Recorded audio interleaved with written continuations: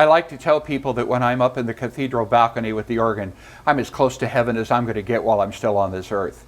For somebody like me, this is just everything we started taking lessons for years ago. This is a chance to give back to God the gift that's been given to us. So now here you are inside the pipe organ of the cathedral, and as you can see, this is an awful lot of stuff.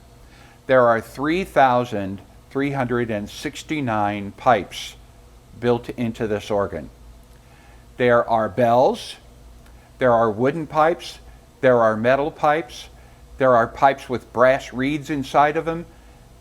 These are all of the different sounds of the organ so that I can affect what happens to the music in Mass as needed. I love to tell the story that the first time I played Rite of Election, I kind of got amused because the instructions say, quiet music is to be played while people move around. And then it says, music stops when the deacon sits down. So there's all that time in there to just make all kinds of music happen, and we've got all kinds of pipes to make things happen. Just looking at this picture, I'm walking through some of the pedal pipes. There's the great big ones over there, and you see how they're bent around. That's called mitering the pipe. That's the lowest pedal pipe on the organ. That's the one that you can feel it in the pew shaking you when I play that. I can wake up the sleepy people with that one.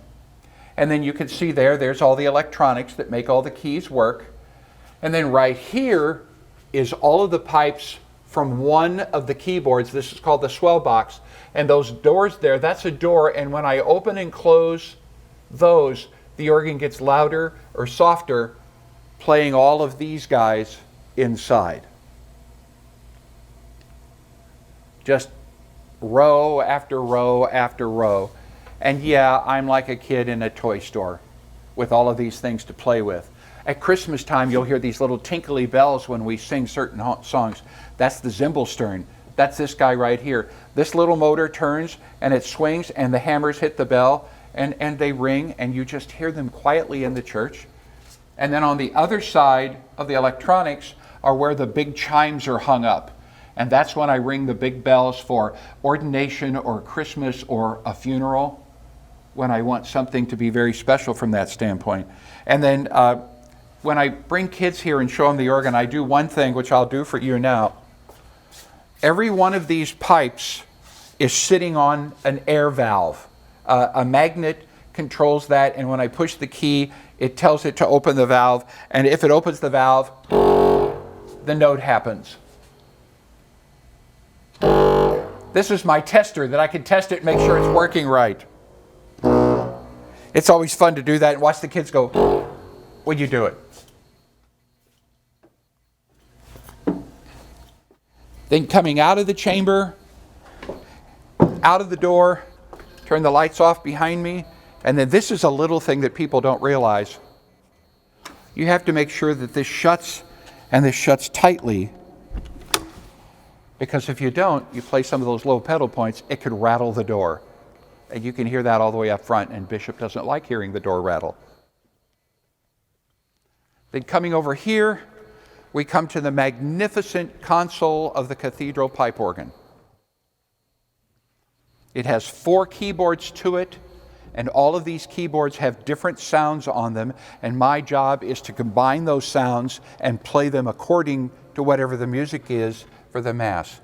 So we can be so very, very quiet for prayer time, things like this. You probably can't hear it, but I can.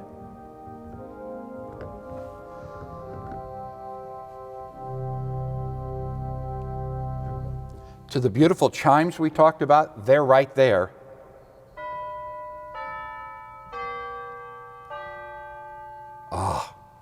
Sing Ave Maria and you hit that chime right at the beginning, it's the best.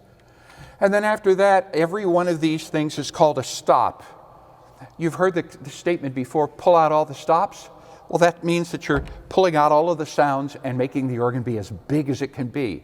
Why is it called a stop? Because when you push it in, the sound stops. So we have all of these that are the colors of the sound of our cathedral organ.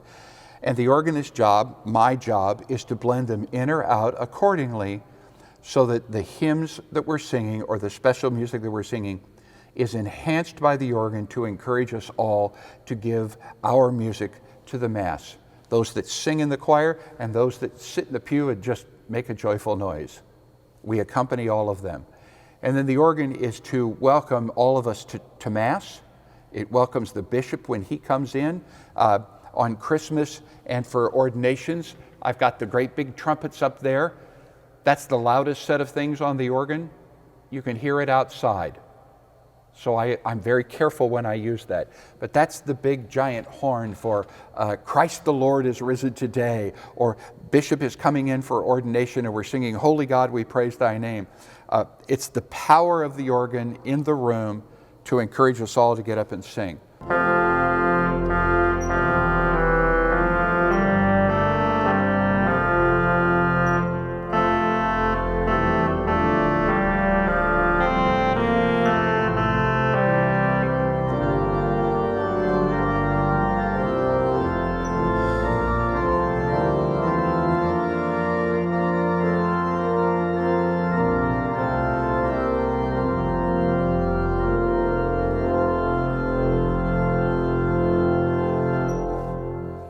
One of my favorite stories was when the Knights of Columbus had their convention here, and I was playing for them, and you got 600 men in the cathedral with their wives, and we hit Joyful, Joyful, We Adore Thee, and I could hardly hear the organ, they were singing so loud. What a great feeling to have everybody singing along and doing what they do. It's great. And then at the same time, for 7 o'clock Mass for Christmas Eve, I had 6 or 8 little girls singing up here for the Christmas Eve Mass. And the organ can be quiet enough to play for them also. So purrs like a kitten, roars like a lion, and it's my job to have fun with it.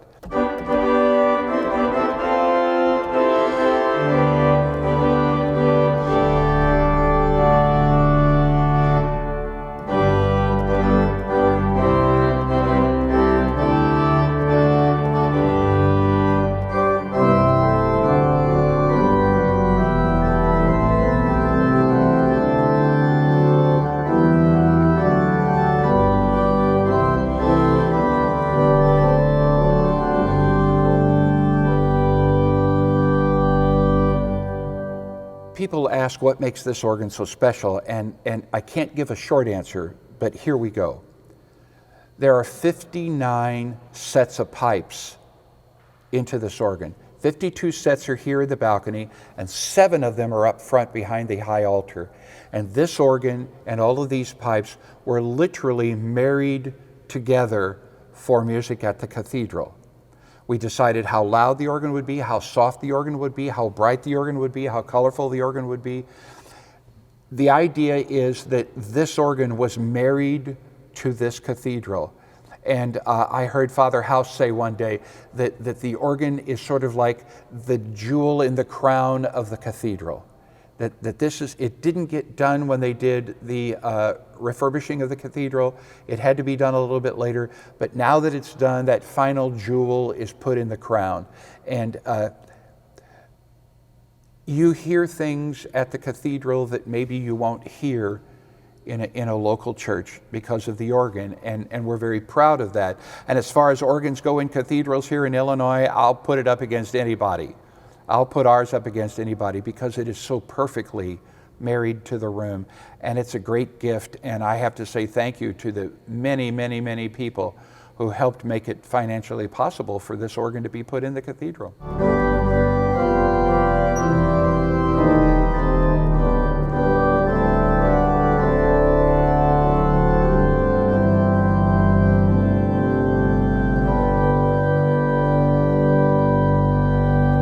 Please understand that I am one of those that this is not something that I lock away from other people. We have young people learning to taking piano and organ lessons, and my job is to make sure that as many of them as possible are encouraged to play instruments like this so that we can have music in our masses for the future. And so I encourage any and all of you in your churches, if you see a young person with keyboard talent, make sure they're getting piano lessons, and at the right time, encourage them to try the organ. I have an awful lot of fun doing both, but man, when I'm at this is the best.